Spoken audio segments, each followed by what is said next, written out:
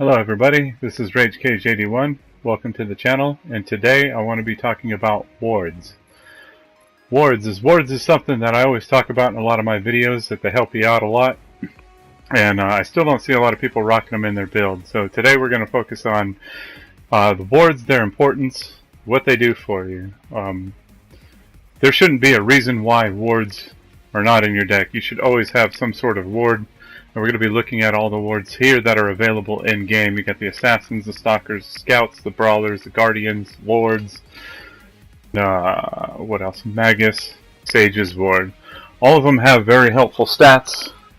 Everything that you should need from a ward as far as stats and whatnot. Plus they're going to give you that vision. You get a total of 2 charges and they're on a small cooldown. This should always be used. There's really no reason why to not have them. So, with that being said, you should also have a kind of a what they call a throwaway ward. There should be one in your deck without upgrades, and then one in your deck with upgrades, so that you get your stats off of it, at least your base stats.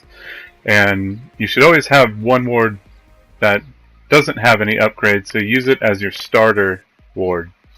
And you're going to place it in specific locations, so that way you can kind of catch enemy vision during the early parts of the game within the first about 3 to 4 minutes. So that way it'll help you not get ganked in lane and stay alive. Make sure you get your farm, make sure you get your card experience, and make you play a little bit more like the pros, so you kind of know when to do rotations. You know when it's safe in the jungle to go get river buffs. You know it's safe that nobody is there, right? As far as the enemy team goes, you should be safe. So this is going to help you out. Like I say, play like the pros, and hopefully improve your game. So what we're going to do here is we're going to start with our ward placement. We're going to focus on the starting game, some defensive warding tactics, and objective warding tactics. Now these should be always ward placements that you should strive to look for and always place down, especially objectively at when Raptors spawn, which in this patch is about 10 minutes. And you want to make sure you have those, and you want to make sure you have Orb Prime warded whenever you guys are about ready to go for that objective. And Orb Prime should spawn at about the 15-minute mark. So we're going to go ahead and get that started right here with your starting game wards, which is your... So here we're going to start at looking at the start of the game, your starting wards for your safe lane duo, which is typically your carry and support. Both of you guys should have been picking up some dummy wards. 2 should be placed here. One should be in either location to the left of that pillar or just slightly behind it to the right. And then your support should be placing one just past the gold buff so you could see the other side of the fog walls there. Those should always be placed. And here's a little video showing you just how much ward coverage you get by placing 2 simple wards for your safe lane duo.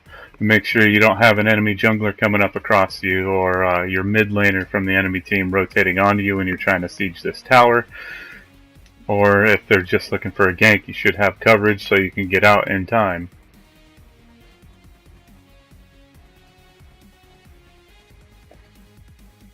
Now on to mid lane. Mid lane starting wards. Going to be always to the left of mid lane. What you want to do is generally take this route, and you want to be able to ward just left of your lane. The reason why is because this fog wall is just right here, and that's actually an easy way for junglers to come around and come gank you. So you want to actually wait for about all of these wards. You want to wait for about the 40-second mark. That way you can place your ward, recall, and still make it in time for the first wave of minions without losing any card points or any XP. Now moving on to starting ward in off lane. Now generally there's 2 places for the starting ward in the off lane.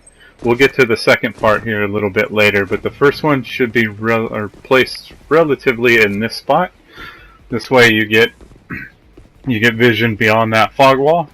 So if anybody's going to come you to gank when you're winning in off lane, or just generally coming over here to tower dive you, you're going to catch early warning from that fog wall. So for the first about 3 or so odd minutes in the game, you'll be safe as long as nobody dewards you.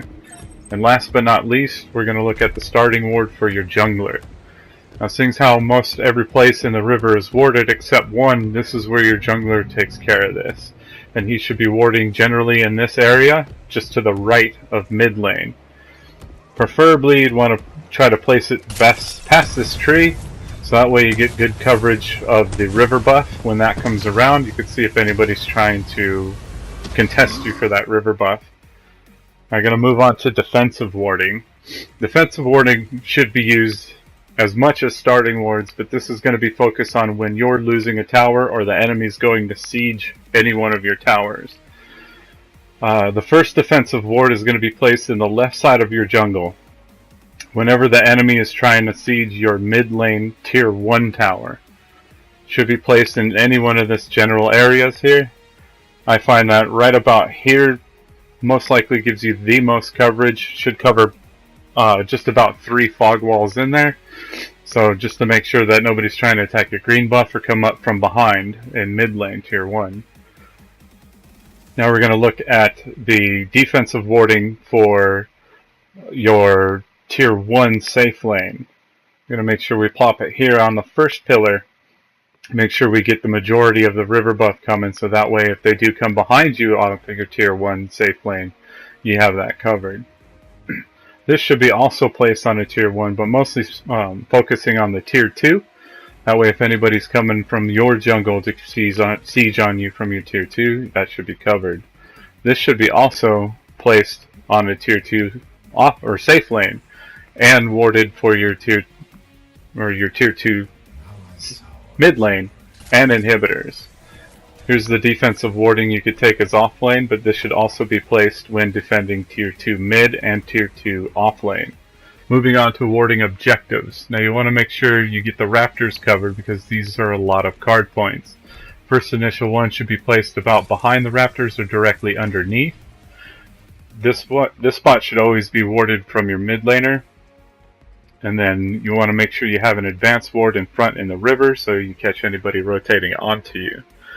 Those are about the 3 best places for warding Raptors. Moving on to Orb Prime. When Orb Prime falls at about 15 minutes and you guys have the time to go siege it and or ward it, you should always try to place one directly underneath the Prime Guardian. Next one should be further advanced towards their jungle. Any one of these locations just around in this area should work just fine. That way you could see if anybody's hiding beyond this wall to try and steal Orb Prime from you, or trying to come up from behind your team while attacking. One should also be placed behind, just in case anybody's coming from the backside, and towards this fog wall by mid lane. Those are all the places during your starting points and objectives that should always be warding, and hopefully this guys helps you out with your early to mid game and warding objectives to make you play like the pros. Stay tuned for the next video where we will be focusing on offensive warding for when you're planning to siege enemy towers and eventually go get their core.